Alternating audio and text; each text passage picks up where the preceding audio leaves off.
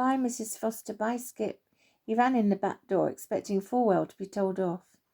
Oh no, Chuck was there. I'm in big trouble. However, to his astonishment, his dad warmly embraced him, cupping his head in his hand. Come, sit down, son.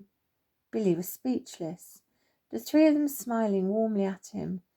George spoke. We are sorry. We should have told you a lot sooner. To be honest, we knew how upset you would be. Your mother would have told you a month ago. Billy looked at his mum, tears in her eyes. He smiled at her. I'm sorry, son. I couldn't bring myself to tell you. Me too, lad. I'm sorry. Billy could not hold back the tears. I'm sorry. I didn't mean it. I'm sorry for shouting, Chuck. The four of them stood embracing. Billy had expected her telling off. Grown-ups are confusing. Right. We'd best be off. Mummy grabbed Billy's wrist. Drink this water. It will ease your head. Here, have 2 of these. It was junior aspirin. They tasted like orange. It always amazed him how Mummy knew things when he hadn't even said. Love you, Mum. Love you, darling. Be good. I'll see you there. Betty? Chuck left. George put on his smart new cap and walked out the door, closely followed by Betty. She called Billy. Yes, Mum? She spat into her hanky and wiped his face. There, that's better. Off you go. They arrived at the market together. Dad, look. George followed to where he was pointing. The car park was full capacity. 2 young men were directing the cars where to park in the field for the overspill. Chuck pulled up alongside. He shouted over to George, Would you look at this? Look at this. As they approached the gate, Billy laughed. What's amusing you, son? I've never seen so much barber. Chuck and George saw what Billy meant. Gone were the ripped jumpers, old weather coats. It was a sea of waxed jackets. Even old Barney Scott, affectionately called Old Flykeeper, had brill-creamed his hair. Golly, you would think something special was going on, joked Chuck. They arrived at the gate where 2 young constables were standing, either side. Chuck went to walk through. One of the police constables stopped him, put his hand on his chest. Son, remove your hand. He didn't shout, he just looked down at the constable. The officer looked up. This man was about 6'6". He gulped. Sorry, sir, we have to pat everyone down. Son, listen, I've been coming here with my friend for years. George smiled sheepishly and tipped his cap to the young constable. I don't take kindly to my integrity being questioned. We are here for a friend's retirement. I won't be patted down. The 2 young constables awkwardly looked at each other. Well, on your way, sir. Sorry for the inconvenience, and waved Chuck through. Now George was awkward and grinned like a Cheshire cat, saying thank you to both the constables as he walked through. Billy was the opposite. He was as proud as Punch. He walked slowly, saying cheekily, I'm with them. He swung his arms towards his middle, puffed up his chest. He made this moment last as long as possible. He looked back. The farmer behind was being patted down. Billy thought this was funny. He knew he shouldn't, but he turned round. He knew he shouldn't, but he put his thumb up the farmer. He looked furious. That was brilliant. Billy, no need to bother your mother with everything. Got you, Dad. He winked at his father. Billy went to walk off. Daddy always let him walk around on his own. He liked to watch the sales. Billy found the bid particularly fascinating. At first he was like Mummy and didn't understand what they were saying, but now he'd got used to it. He'd got the gist of it. Daddy told him they spoke like that to give the bidders an air of urgency to bid quickly. Wait, son, I want to talk to you. Yes, Dad? Do you understand what just happened? Yes, we got to go through without being patted down. Yes, I want you to understand what upset Chuck. Oh, I get it, Dad. You do? Yeah. Explain. Remember that time you and Mummy had to come to school because I'd been rude to Potsy? Billy. Sorry, Dad. Mr. Potts. Yes. I shouted at him because I did not let the rats out, and he said I had. Okay, son, a good analogy. He was proud of Billy, grabbed his head and kissed the top of it. Dad! Off you go, son. Okay, Dad. I was too late anyway. What's that, Billy? Too late? Yeah, I went to let them out, but Robert beat me to it. George was incredulous. Billy, you went to let them out? Yes, Dad. I told Mummy.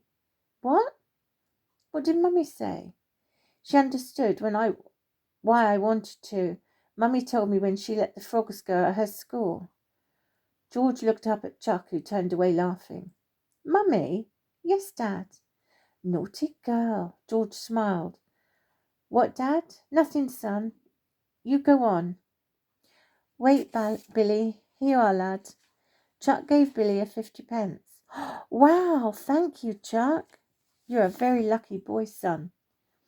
Meet us by the toilets, Billy, at 12 o'clock. Don't annoy anyone. Don't speak to strangers. I know. With that, the two men disappeared amongst the crowds. Billy felt in his pocket. String, couple of marbles, very small carrot, his granddad's lead soldier, and yes, 20p. 2 10p's. Great, he had 70p. Billy went right to the far end of the market where the farmers' wives were selling home produce, cakes, jams, meat, all sorts. Billy had an idea. He wanted to treat everyone to a nice tea. As after the farmers' market, if Chuck came with them, Daddy would always invite Chuck back for tea. Billy felt so guilty for his hateful words. He didn't mean it. So he wanted to do something nice. So if he spent wisely, he could provide a good tea. After a good look, Billy made his choice. He bought 4 fairy cakes, 2.5p each, so that was 10p. Butter, 11.5p. A loaf of bread for 14p.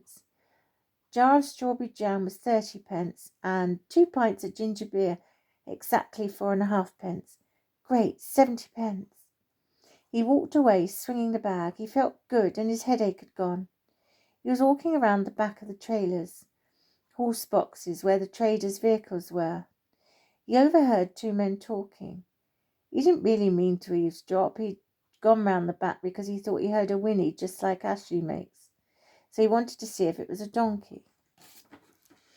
He stopped at the side when he heard 2 men talking. Listen, I don't care how you do it. I just want rid of it. Can't you donate to one of those petting farms? No, not good condition, if you get my drift. So when you say get rid, you really mean, listen, you up for it or not? Yeah, I'll do it. Didn't you try Knacker's yard? Of course I did. Refused. Don't take donkeys. Superstitious because of the cross on its back. Stupid mumbo jumbo. Well, when do I get paid then? When the job's done. Take her about 1:30 after the Queen. Before that, security all jittery. Don't want nosy Parkers sticking their oar in. Right, that gate. Break the padlock. You got tools on you? Wrenches, bolt cutters? No. Oh, for goodness sake, wait here. The older sounding man went to the front of the horse box and returned with bolt cutters. Here. What now? Yeah, be easier, quicker for you later. Leave the lock on so nothing looks sus. Out the gate, turn left alongside the bridle path. These barns will block the view. I'm off. Chuck the cutters under my seat when you're done. Billy watched through the side window as the man walked off, puffing on a huge cigar. He ran back, heard the man cut the lock, return. He threw the bolt cutters in, slammed the door, and sloped off.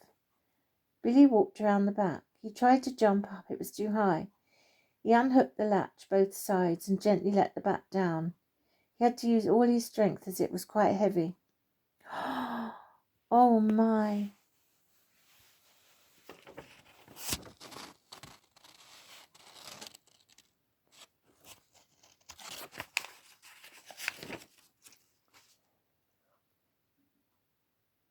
There was a very sorry-looking donkey. Billy jumped up. She didn't move. Hello, girl. The poor donkey smelt.